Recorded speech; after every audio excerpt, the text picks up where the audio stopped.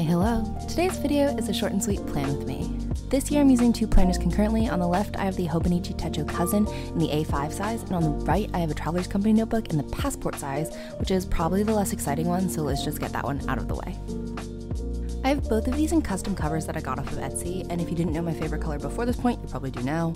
I keep a few things in this cover. Here I have a small collection of stickers that I tend to switch out pretty regularly. I made this folder out of cardstock last year so I could get them all out really easily and I didn't have to worry about them getting stuck in this pocket.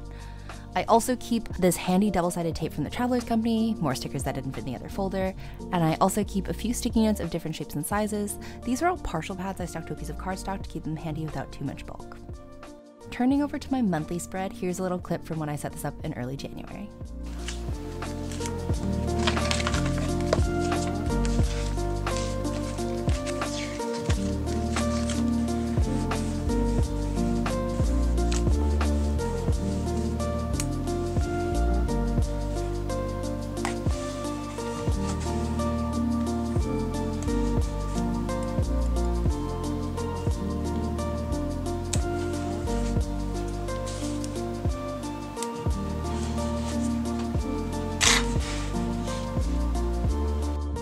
This is what it looks like a little more filled in.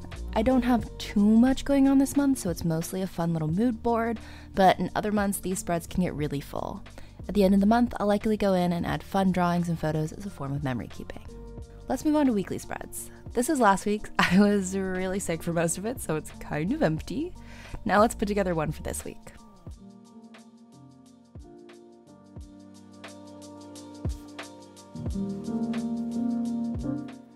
I like to add in my appointments, meetings, and other scheduled things, then use this space for time blocking. Since I started working for myself, I find time blocking makes my days much easier as I don't face decision paralysis about what I'm supposed to be doing. I usually use a different highlighter color for the time blocks as the visual indicator for periods of time that are more fluid as opposed to appointments. I fill these spreads in at the beginning of the week, so I like to leave myself some space for extra notes or ephemera, but I always like to add at least a few stickers.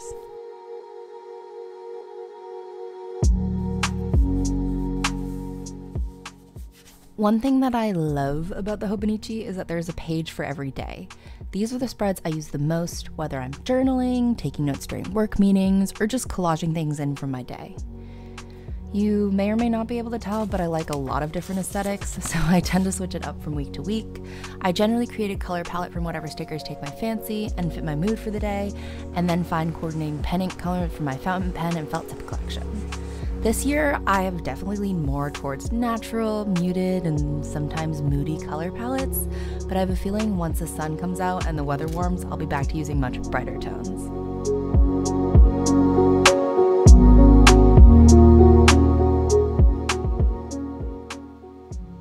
That's a quick look at my Hobonichi Techo Cousin. I started using Hobonichi for the first time last year, and I find it so helpful to have a quote-unquote everything book.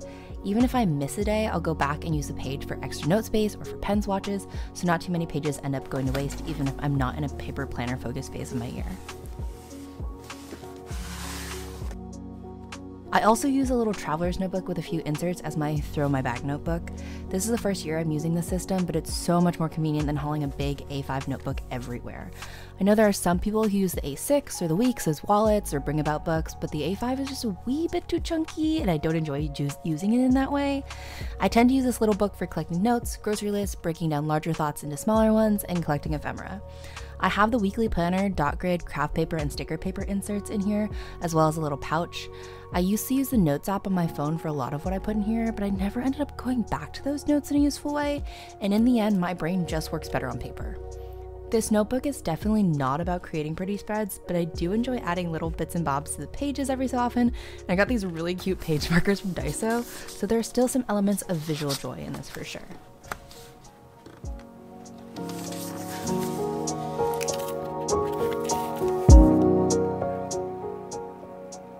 Kind of all I have to say about my planner stack for this year. Right now, the system is really working for me as opposed to me feeling like I'm working for it. In the past, I've gotten too invested in particular systems to the point that they no longer serve me. With bullet journaling, I kind of got sick of feeling like I was working harder at the planner than my actual work. So I like being able to jump around in a book that has absolutely everything already laid out. It feels less restrictive while maintaining structure. I hope you enjoyed my thoughts and rambles. I know this video is shorter than previous ones, but I'm experimenting a bit with format.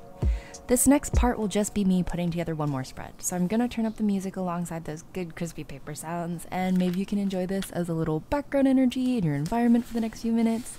But thanks for joining me in this video. I will see you next time.